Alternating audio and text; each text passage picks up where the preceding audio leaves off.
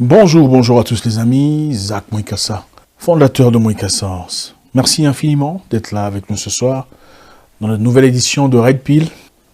C'est toujours un réel plaisir, toujours merveilleux de vous avoir parmi nous.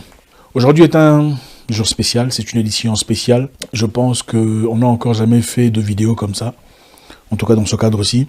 On a besoin des adultes. Ça, c'est une vidéo pour les adultes, ceux qui savent ce qu'ils veulent dans la vie. Je ne fais pas ce genre de vidéo, mais je pense que c'est important. J'ai reçu un message venant d'une personne que je connais, c'est une personne assez chère.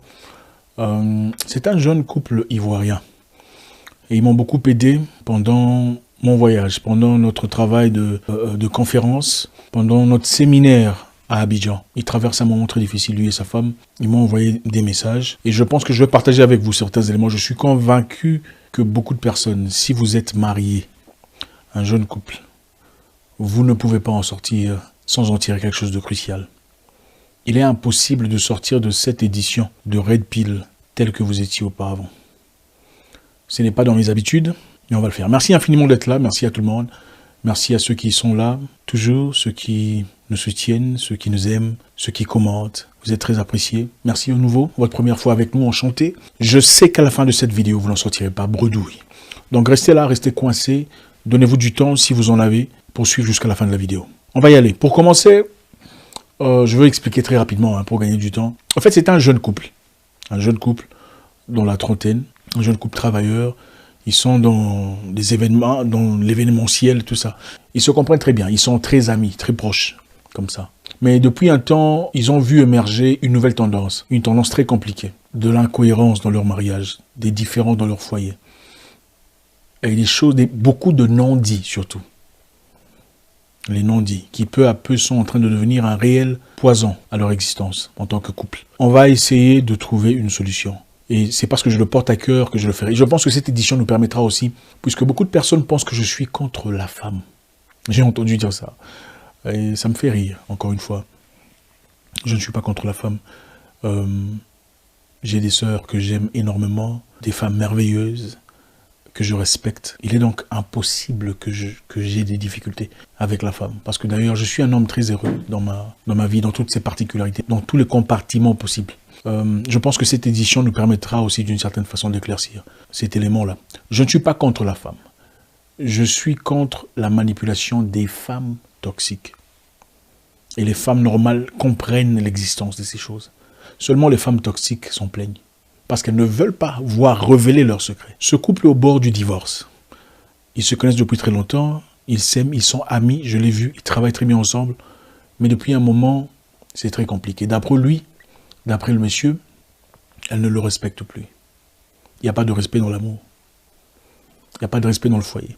Ils étaient beaucoup mieux quand ils étaient encore copains et copines ou fiancés. Le respect n'existe pas.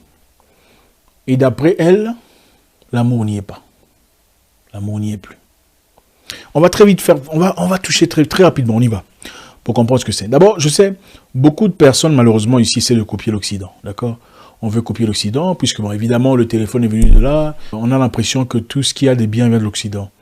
Ce n'est pas toujours vrai, d'accord ?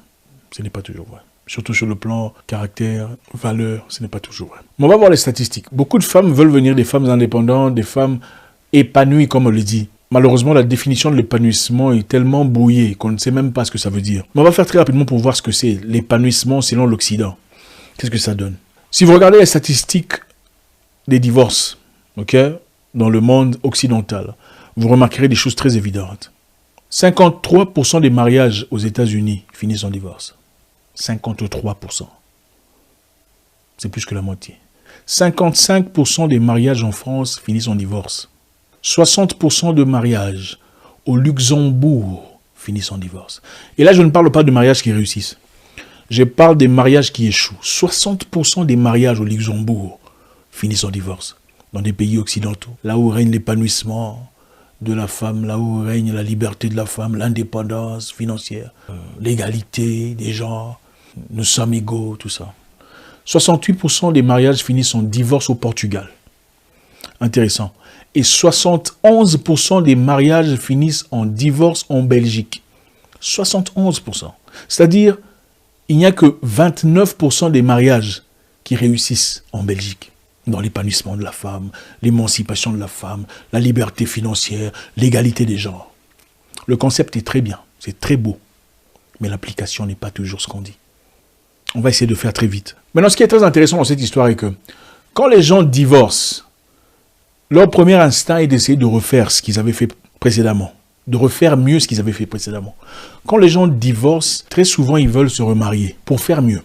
Pourquoi? Parce que généralement, tous accusent le partenaire en disant « c'est à cause de lui ou d'elle que ça n'a pas réussi ». Donc, si je trouve un nouveau partenaire, ça va réussir. Maintenant, on va voir les statistiques de ces histoires. Les chiffres ne montent pas. 67% des seconds mariages, c'est-à-dire un mariage après le divorce, deuxième mariage fini en divorce, 67% aux USA. C'est-à-dire, vous vous êtes dit, bon, ok, le mariage n'a pas réussi, c'était à cause de lui, ou Jacques, ou Patrick, c'est lui le problème. Je vais aller trouver un certain Aboubacar, qui sera plus gentil, il va être plus sympa, plus à l'écoute et tout le bazar. 67% de ceux-là tombent, caduques. Alors, est-ce que le problème était vraiment Jacques ou Gilbert ou Aboubacar? Il faut se demander. Car évidemment, quand les gens échouent, une première fois, ils veulent se marier une seconde fois. Parce qu'ils se disent, bon, c'était lui le problème, je veux trouver quelqu'un d'autre. Ça sera beaucoup mieux avec la personne suivante. Et parmi ceux qui se marient une seconde fois, il y a ceux qui veulent se marier une troisième fois. Et parmi ceux-là, vous connaissez le nombre de gens qui divorcent. 73%, 73% de ceux qui se marient une troisième fois divorcent. C'est-à-dire, seulement 27% des mariages, troisième mariage réussissent. Alors, qu'est-ce qu'on apprend comme leçon de cette histoire? On apprend simplement qu'on a beaucoup plus de chances. Vous avez beaucoup plus de chances de réussir votre premier mariage que de réussir le second ou le troisième. Vous avez beaucoup plus de chances de réussir le mariage dans lequel vous êtes. Si vous vous y mettez, avec les idées que vous avez pour le second mariage, les idées que vous avez pour la relation suivante, les idées que vous avez pour le partenaire qui vient. Hypothétique. Vous avez beaucoup plus de chances de faire marcher ce que vous avez aujourd'hui que vous ne ferez marcher ce qui viendra après. Donc tout ce que vous pensez pouvoir faire pour la personne qui viendra probablement dans le futur, faites-le pour celui qui est là présent. Vous remarquerez dans beaucoup de relations, qu'est-ce qui se passe chez les hommes et chez les femmes? Les hommes généralement se plaignent d'une seule chose. Ils disent, je ne me sens plus respecté. Je ne me sens plus considéré. C'est général, n'est-ce pas les hommes? Si vous êtes d'accord avec moi, faites-nous savoir. Je ne me sens plus respecté. Je ne me sens plus considéré. Chez les femmes, c'est quoi?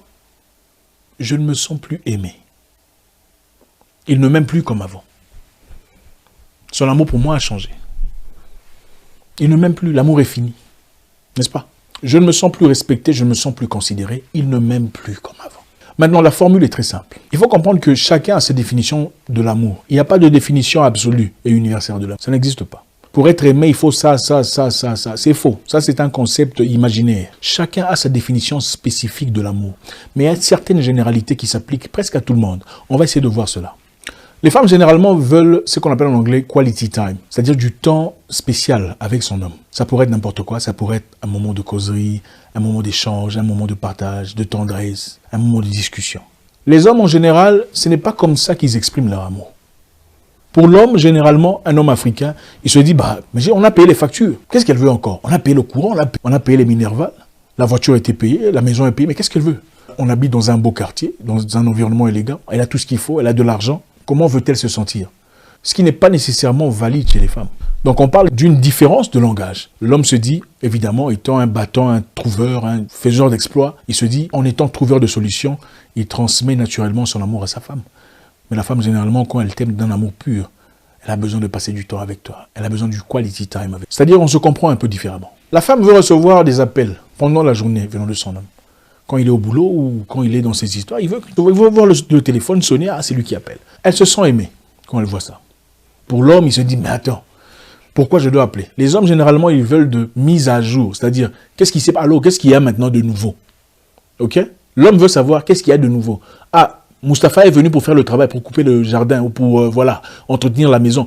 L'homme veut des mises à jour. La femme veut se sentir aimée à travers un appel téléphonique. Comment tu vas? Qu'est-ce que tu fais? Je pense à toi. Ça fait du bien. C'est leur façon d'exprimer leur amour. Ce n'est pas nécessairement valide chez tous les hommes africains. Et on va spécifier ici parce que c'est très important. On maîtrise beaucoup plus ces personnes-là. La femme a besoin d'attention. Et elle définit l'attention comme amour. Quand tu lui donnes de l'attention, quand tu lui demandes ce qu'elle fait, quand tu fais un commentaire sur ce cheveu, quand tu lui dis qu'elle est jolie, elle trouve que c'est de l'amour. Quand tu lui dis qu'elle est bien habillée, belle paire de chaussures, j'aime ton teint. L'attention est pour elle une preuve d'amour. Chez les hommes, ce n'est pas nécessairement le même langage. Malheureusement, comme il y a beaucoup d'incompréhension dans ce sens-là, l'homme ne sait pas quand est-ce qu'il faut placer de l'attention pour transmettre de l'amour. Et puisque la femme ne sent pas l'attention venant de son homme, l'homme pensant que l'amour, c'est pourvoir aux besoins, c'est être fort, la femme se sent moins désirée, moins aimée, et elle transmet encore moins ce qu'elle est censée transmettre à son mari. La femme aime l'attention. Quand elle t'appelle, par exemple, elle te demande comment était ta journée. Elle ne veut pas que tu lui dises « ma journée était bien ». Elle ne veut pas ça.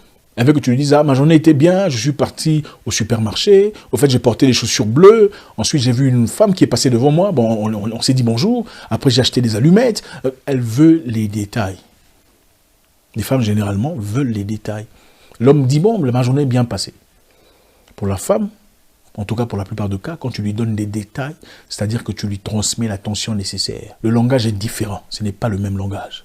Restez, on va parler des hommes après là. Parce que voilà, mettez cette histoire-là, comme ça on va promouvoir la vidéo. On y va. La femme veut se sentir consultée, c'est-à-dire elle veut faire partie des projets de son mari, même si elle n'y fait pas partie physiquement. Elle veut au moins sentir qu'elle est impliquée. Elle veut au moins se sentir impliquée dans le projet, c'est-à-dire consulter. Regarde, j'ai envie d'acheter une parcelle dans l'autre coin de la ville, qu'est-ce que tu en penses? Ah d'ailleurs, ouais, je crois que c'est une bonne idée. Ah ok, regarde, j'ai envie de vendre la voiture, peut-être pour acquérir l'autre là, qu'est-ce que tu en penses? Ah non, pourquoi tu veux vendre? La femme veut ça, même si elle n'a rien vraiment à faire, rien à changer dans la situation, elle veut se sentir consultée dans tout ce que l'homme fait, dans ses voyages, dans ses entreprises, dans ses engagements personnels, elle veut faire partie de cette histoire.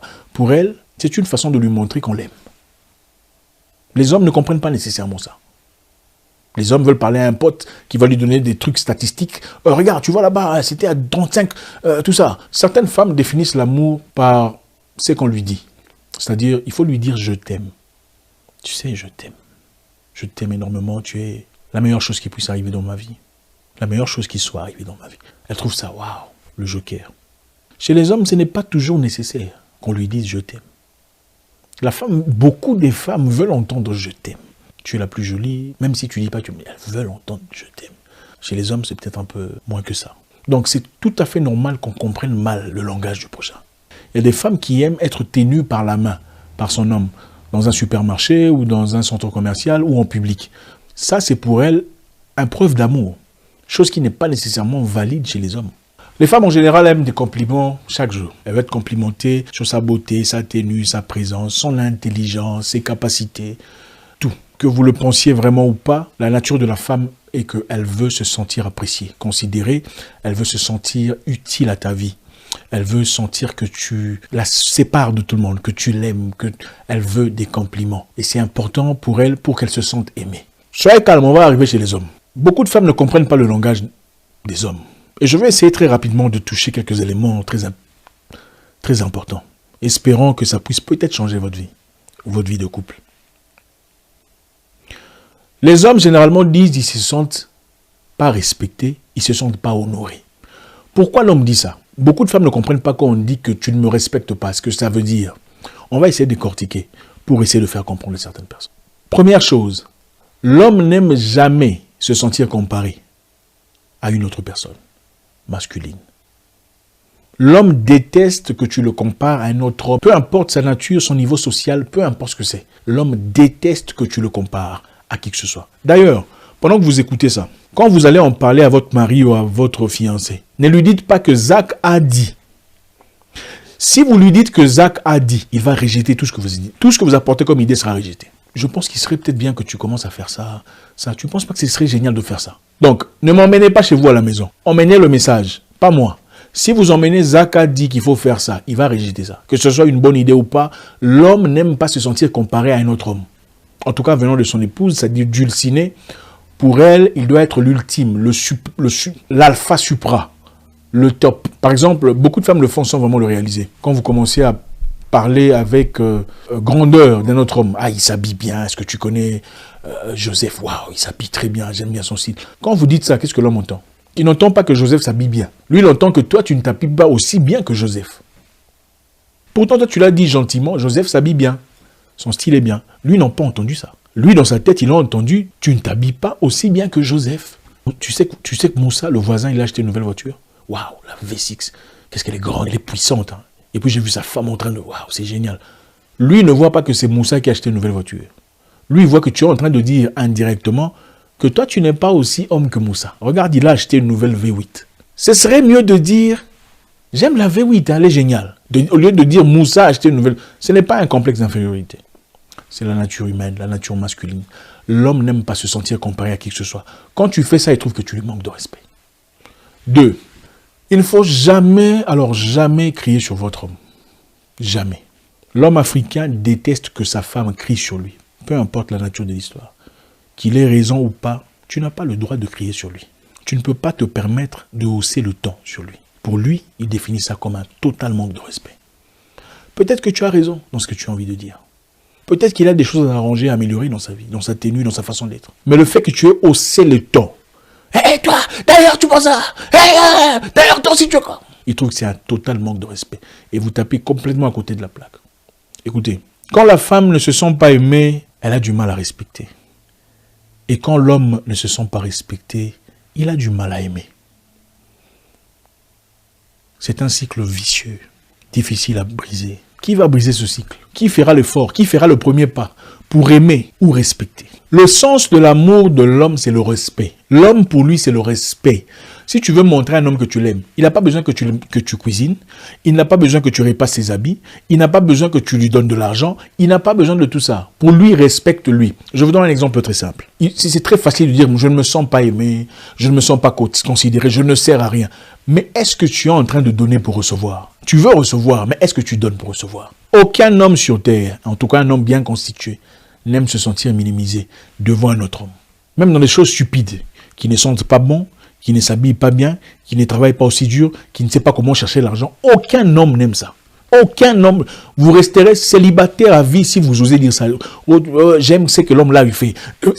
Ne comparez jamais votre homme à qui que ce soit si vous voulez une vie noble, si vous voulez un mariage stable.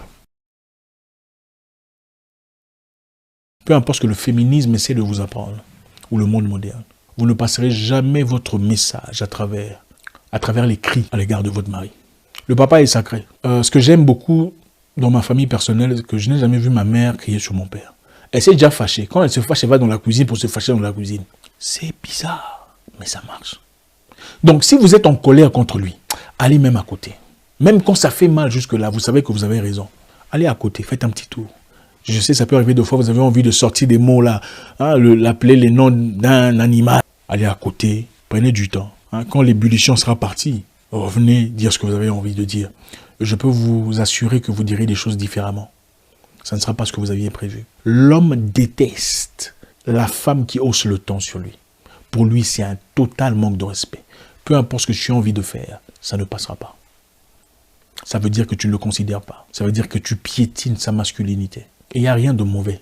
Il n'y a rien de mal dans la masculinité. Il y a la féminité et la masculinité. Le Créateur a donné à chacun quelque chose qu'il faut respecter et évaluer selon sa valeur. Nous parlons ici du langage. Vous savez, ce qui est important, c'est de comprendre ce qu'on est en train de vous dire. Parce que beaucoup de femmes, malheureusement, ne veulent pas écouter. Au fait, elles veulent imposer ce qui n'a pas marché depuis des années. Au fait, les mêmes erreurs que vous faites, qui ne marchent pas depuis des années, vous voulez imposer ça. Ah non, ce n'est pas comme ça. Moi, comme ça. Mais ça ne marche pas. On vous a montré les statistiques des divorces. Mais elles sont là. Ah, d'ailleurs, moi, si un homme fait ça, mais ça ne marche pas. Et si vous vous taisiez un peu, vous vous calmiez un peu pour comprendre ce qui marche, ce qui fonctionne. Ne criez jamais sur votre homme.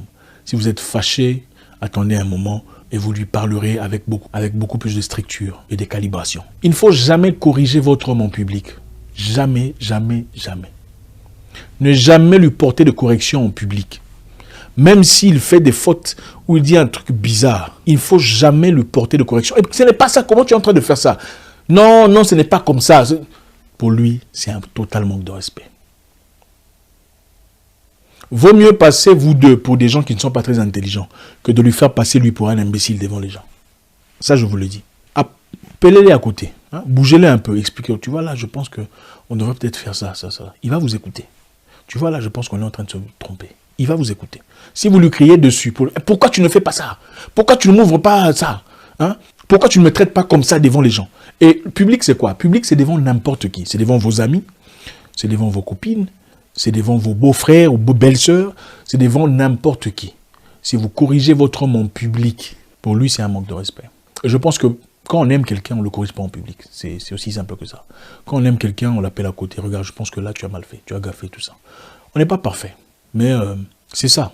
On appelle la personne à côté pour essayer d'ajuster. 4. L'homme aime être consulté.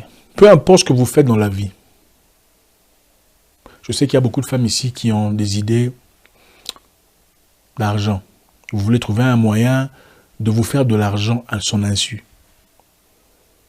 Vous avez peut-être entrepris d'acheter un terrain sans qu'il ne le sache. Vous avez mis de l'argent de côté sans qu'il n'en soit au courant. Vous faites des deals sans que votre homme le sache. Croyez-moi, à partir du moment où il saura que vous cherchez à faire de l'argent sans qu'il ne le sache, pour lui vous envoyez un signal fort que vous n'avez pas confiance en votre avenir, en votre prospérité en communauté, en commun, en couple. C'est-à-dire vous planifiez quelque chose sans lui. Parce que vous n'avez pas confiance en vous deux. Pour lui, c'est un total manque de respect. Et son attitude vis-à-vis de vous ne sera plus, sera difficilement la même. Vous pouvez choisir de ne pas tout lui dire. Je sais que beaucoup sont rusés comme ça, mais il faut lui dire. Il faut qu'il soit au courant de votre projet. Il soit au courant du terrain que vous avez acheté. Il soit au courant de cet élément que vous faites pour vous faire de l'argent. C'est très important. 5. Ne parlez jamais de vos problèmes de mariage à qui que ce soit. Jamais, jamais, jamais. Même pas à vos membres de famille. Ne parlez jamais de vos problèmes de mariage à qui que ce soit. Surtout pas aux membres de votre famille. Vous savez, quand vous parlez de vos problèmes de mariage, vous parlez de votre conjoint ou votre conjointe, à votre frère ou votre soeur, qu'est-ce qui se passe? Il ou elle vous conseille, n'est-ce pas? La deuxième fois, il vous conseille encore. Troisième fois, il commence à en avoir marre. Quatrième fois, son attitude à l'égard de votre conjoint ou conjointe commence à changer. Pourquoi? Parce que naturellement, il ou elle prend votre part. Parce qu'il ou elle vous écoute et n'écoute pas nécessairement ce que le conjoint a à dire. Rares sont ces personnes qui peuvent rester neutres dans des situations pareilles. Vraiment neutres. Neutre, c'est-à-dire, je ne prendrai pas la part de mon frère, je ne prendrai pas la part de ma belle-sœur. Rares sont ces personnes. Mais naturellement, l'homme se retourne vers le côté de son frère ou sa sœur et perçoit l'autre ou le conjoint de son frère ou sa sœur comme un méchant. Maintenant, le danger est quoi? Le danger est que quand finalement vous déciderez de vous reprendre, c'est-à-dire de recommencer à zéro, parce que voilà, ça arrive souvent, qu'est-ce qui se passe? L'attitude de votre frère ou sœur ou cousine ou mère à l'égard de votre conjoint ou conjoint ne sera plus jamais la même. Dans sa tête, il saura que il ou elle méprise ou manque de respect à ma sœur ou mon frère. Donc, il n'est pas une bonne personne pour ma sœur. Vous aurez ainsi installé l'hypocrisie entre vous. Donc, préférablement, je vous dirais, allez voir une personne externe. Allez voir, regardez, ne m'écoutez même pas moi. Il faut pas m'écouter hein, dans votre histoire de mariage, ne m'écoutez pas. N'allez pas dans votre vie nécessairement pour appliquer ce que moi je vous ai dit. Pourquoi? Faites-les après avoir mûrement réfléchi. Ne m'écoutez pas, n'écoutez nulle personne sur Internet. Ne l'écoutez pas. Parce qu'on s'en fout de votre vie, on ne vous connaît pas.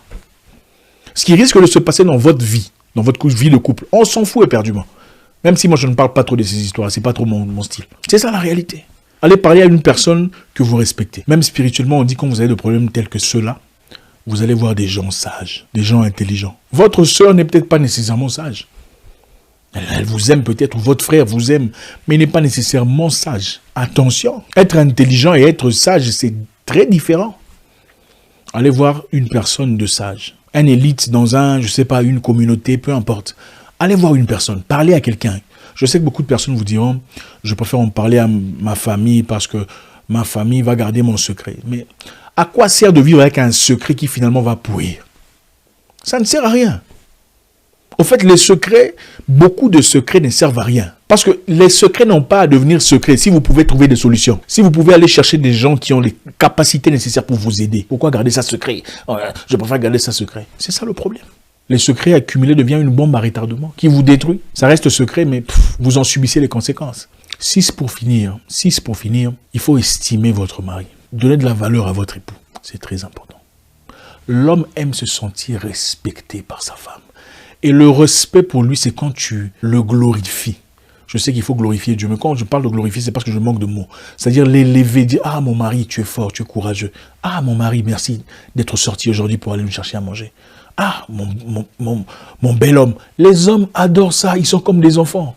« Oh, tu es bien habillé aujourd'hui. » Ils adorent ça, ils sont comme des enfants. Quand tu ne lui dis jamais qu'il est bien habillé, tu dis « Ah, je n'aime pas ses chaussures. Cette chemise-là n'est pas bien. » Et tout ça. La coiffure n'est pas... Pour dire ça, il faut avoir au moins dit 1 ou 2 fois. Tu es bien habillé, tu sais. Ah, j'aime bien le parfum. J'aime le style. Quand tu diras, ça, je n'aime pas. Il comprendra naturellement que, ok, ça, c'est pas bien. Mais quand tu dis, j'aime pas cette chemise, elle est beaucoup... C'est la seule chemise que tu as vue. Quand tu dis, c'est la seule chemise que tu as vue, dans sa tête, il se souvient que tu avais dit que Georges s'habille bien, tu aimes comment Georges s'habille, il trouve que tu es en train de le sous-estimer par rapport à Georges. Donc tu ne le respectes pas. Et là, sa réponse naturelle sera quoi? C'est toi qui vas m'apprendre à m'habiller. Ou bien tu veux que je parte chez Georges pour apprendre à m'habiller. C'est comme ça. Il faut comprendre le langage des gens. Il ne faut pas dire hey, « moi ». C'est ça les « moi » là qui ne marchent pas. 71%, 71% des divorces en Belgique. C'est-à-dire qu'il y a des choses qui ne marchent pas. On ne peut pas tout copier. Il y a tellement de choses à dire malheureusement. On a dépassé le temps qu'il fallait. Quand la femme ne se sent pas aimée, elle a du mal à respecter. Et quand l'homme ne se sent pas respecté, il a du mal à aimer. C'est un cycle vicieux, difficile à briser. Qui va briser ce cycle? Qui fera l'effort? Qui fera le premier pas pour aimer ou respecter? Le sens de l'amour de l'homme, c'est le respect. L'homme, pour lui, c'est le respect. Si tu veux montrer à un homme que tu l'aimes, il n'a pas besoin que tu cuisines, il n'a pas besoin que tu repasses ses habits, il n'a pas besoin que tu lui donnes de l'argent, il n'a pas besoin de tout ça. Pour lui, respecte-lui. Je vous donne un exemple très simple. Je connais quelqu'un de très proche qui n'a pas nécessairement un excellent boulot. Sa femme, par contre, avait un excellent boulot. Un boulot respecté. Considéré par la société, tout ça, des blancs qui viennent d'ailleurs, tout ça, on devrait consulter sa femme avant de faire des événements tout bazar. On a invité sa femme exclusivement à un événement VIP. Qu'est-ce que sa femme a dit? Il faut que mon mari soit là. À l'arrivée de son mari, pendant qu'il y avait des VIP, des directeurs, des présidents, des PDG, on a passé la femme en tablée, c'est-à-dire autour d'une même table que les PDG, les directeurs et tout le reste, pendant que son mari, à lui, était naturellement placé ailleurs. Parce que voilà, il fait pas partie de la boîte, c'est une fête de la boîte. La femme a exigé que son mari quitte de là pour venir s'asseoir avec eux. Le patron dit, ah d'accord, il n'y a pas de souci. On a appelé le mari, il est venu s'asseoir là. On a emmené une nouvelle chaise pour placer le mari. Et c'est la plus haute des considérations qu'il a. Pour lui, c'est ça le summum, le plateau de l'amour que puisse lui offrir sa femme. Et quand sa femme a une proposition, elle dit, c'est une bonne idée, mais je pense qu'on doit consulter mon mari pour voir. Consulter mon mari. Avant de me donner ça, est-ce qu'on peut demander à mon mari si je peux faire ça?